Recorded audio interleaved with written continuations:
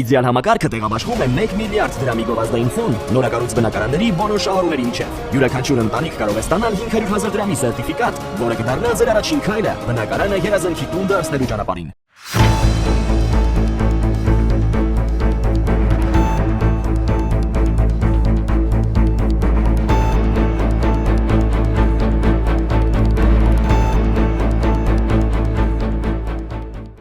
Ողջույն առաջին լրատվականի եթերում տարածաշրջան եւ անդին հայացք Երևանից հաղորդաշարի հերթական թողարկումն է։ Ես Իրանուշ Պապյանն եմ։ Անդրադառնալու ենք մեր տարածաշրջանում ու դրանից դուրս տեղի ունեցող կարևորագույն իրադարձություններին։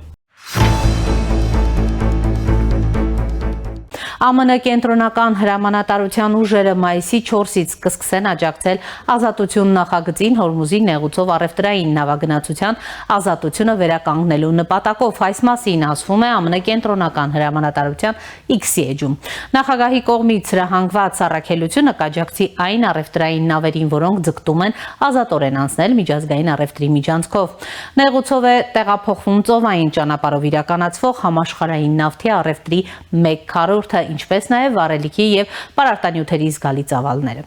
Այս պաշտպանական առաքելությունը մեր աջակցությունն առանցքային նշանակություն ունի տարածաշրջանային անվտանգության ու համաշխարհային տնտեսության համար, քանի որ մենք նաև պահպանում ենք ծովային շրջափակումը, ասել է Centcom-ի հրամանատար ծովակալ Բրենդ Քուփերը։ Միևնույն ժամանակ նախորդին ԱՄՆ նախագահ Դոնալդ Թրամփը Վաշինգտոնի եւ Թեհրանի միջև բանակցությունները որակել է դրական։ Ես տեղյակ եմ, որ իմ ներկայացուցիչները շատ դրական քննարկումներ են ունենում Իրանի հետ։ Այս քննարկումները կարող են հանգեցնել բոլոր կողմերի համար շատ դրական բանի, գրել է նա Truth Social սոցիալական հարթակում։ Իսկ ահա իսրայելական լրատվամիջոցներին տված հարցազրույցում Թրամփը ստեղծված իրավիճակի վերաբերյալ այլ գնահատականներ է տվել, նշելով, թե մերժել է Իրանի ճգնաժամի կարգավորման առաջարկը։ ԱՄՆ նախագահը Իրանի առաջարկն անվանել է անընդունելի։ Ավելի վաղ Թեհրանը Վաշինգտոնին ներկայացրել էր 14 կետից բաղկացած նոր խաղաղության առաջարկ։ Թրամփը կասկած է հայտնել, որ Իրանի կողմից հակամարտության դադարեցման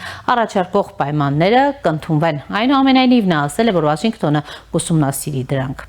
Առաջարկի համաձայն առաջին փուլում կողմերը պետք է մոտավորապես 30 օրվա ընթացքում գործող հրադադարը վերածեն մշտական խաղաղության։ Այս փուլը նաև պահանջում է Հորմուզի նեղուցով նավագնացության աստիճանական վերականգնում, ներառյալ ԱՄՆ ռազմածովային շրջափակման վերացումը։ Առանձին կետով նախատեսվում է չհարձակվելու փոխադարձ պարտավորություն, այդ թվում Իսրայելի դեմ։ Երկրորդ փուլում Իրանը առաջարկում է սկսել միջուկային համաձայնագրի շուրջ քննարկումներ։ Երրորդ փուլում երկարաժամկետ փուլը նախատեսում է Մերձավոր Արևելքի անվտանգության վերաբերյալ ավելի լայն բանակցությունների մեկնարկ։ Այս ամենի հետ մեկտեղ Իրանին արտաքին գործերի նախարարության խոսնակ Էսմայիլ Բաղային հայտարարել է, թե Միացյալ Նահանգները Պակիստանի միջոցով փոխանցել է Իրանի 14 կետանոց ծրագրի պատասխանը պատերազմը դադարեցնելու վերաբերյալ։ Նա ասել է, թե Իրանը ուսումնասիրում է ամերիկյան պատասխանը։ Բաղային հերքել է Ալ Ջազիրայի կողմից հրապարակված հաղորդագրություններն այն մասին, որ իրանական խաղաղության ծրագիրը նախատեսում է ուրանի հարստացման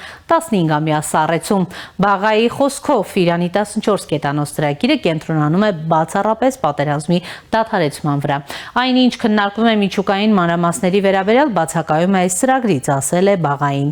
ԱՄՆ նախագահի վարչակազմը արձագանքել է բանակցային գործընթացի շրջանակներում Իրանի նոր առաջարկին, նշելով, որ այն ուսումնասիրության փուլում է։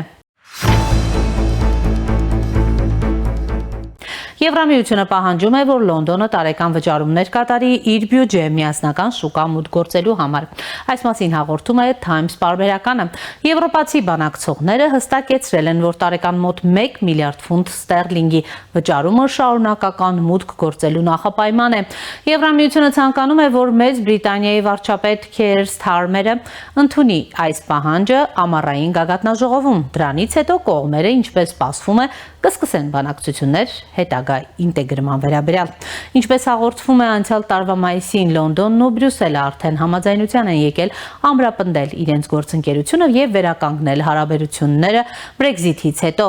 Նրանք կնքել են անժամկետ համաձայնագիր բուսասանիտարական ստանդարտների եւ ձկնորսական ջրերի մուտքի վերաբերյալ։ Միաժամանակ Լոնդոնը բացառել է Եվրամիության հետ մաքսային միության միանալը։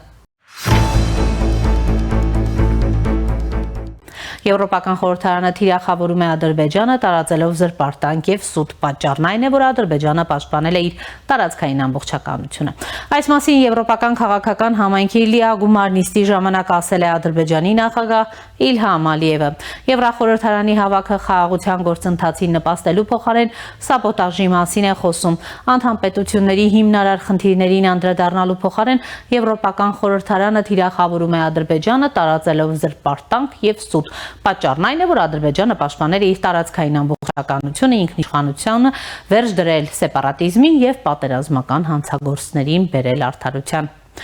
Մայիսի 1-ին Ադրբեջանի խորհրդարանը պաշտոնապես որոշել է կասեցնել գործակցությունը Եվրոպական խորհրդարանի հետ բոլոր ոլորտներում։ Կասեցնել մասնակցությունը Եվրամիություն Ադրբեջան խորհրդարանական փոխգործակցության կոմիտեի գործունեությունում Ղարաբաղյան երկրորդ պատերազմից 21 թվականից մինչև 26 թվականը Եվրոպական խորհրդարանն ընդունել է 14 բանաձև, որոնք շատ վիրավորական կերպով ստում են Ադրբեջանի մասին։ Վերջինը այս գագաթնաժողովից ընդամենը 4 օր առաջ էր։ Չնայած բոլոր այն մարդկանց ջանքերի, որոնք փորձում են խաթարել այս գործընթացը, Ադրբեջանը միտված է խաղաղության օրակարգին եւ իմ հայ գործընկերոջ ելույթը դա շատ հստակ ընդգծեց, ասել է Ալիևը։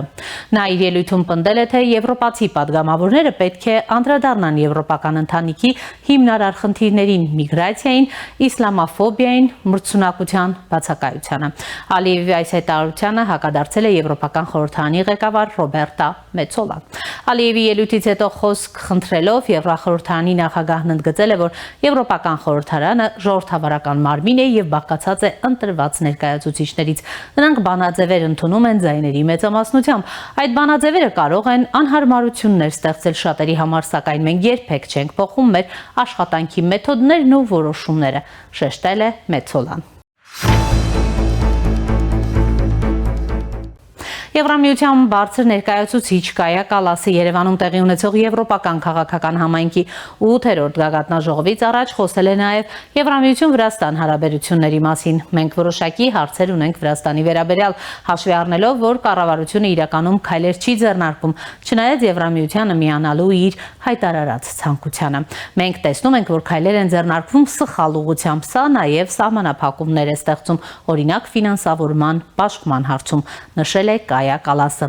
Պատասխանելով Միջին Միջանցքի եւ Վրաստանի կարևորության մասին հարցին ներկայիս աշխարհաքաղաքական իրավիճակում Կալասը նշել է, որ Միջին Միջանցքը շատ կարևոր է։ Ես նկատի ունեմ այն, ինչ մենք տեսնում ենք Մերձավոր Արևելքում։ Բոլորը նաև քննարկում են, թե ինչպես դիվերսիֆիկացնել առևտրային ուղիները եւ մեղմել դրանցից մեկի փակման հետ կապված ռիսկերը։ Ահա թե ինչու է կապը եւ այս ուղիները այդքան կարևոր։ Իհարկե մենք պետք է նայենք, թե ինչ կարող ենք անել այս ուղղությամբ եւ ովքեր են մեր գործընկերները։ Իսկ ահա Վրաստանի վարչապետ Իրակլի Կոբախիձեի խոսքով Վրաստանը մեծ նշանակություն ունի Եվրոպայի համար կապի առումով։ Նա այս մասին լրագրողներին ասել է Երևանում, որտեղ նա ժամանել է մասնակցելու Եվրոպական քաղաքական համայնքի 8-րդ գագաթնաժողովին։ Ես հնարավորություն կունենամ ելույթ ունենալ եվրոպացի առաջնորդների հետ կլոր սեղանի շուրջ։ Իհարկե ես նաև կօգտագործեմ այս հնարավորությունը երկկողմ հանդիպումների համար։ Ընդհանուր առմամբ սա հետաքրքիր միջոցառում է եւ մենք ակտիվորեն կմասնակցենք դրան։ Ինչ վերաբերում է Վրաստանի դերին կապակցման հարցում,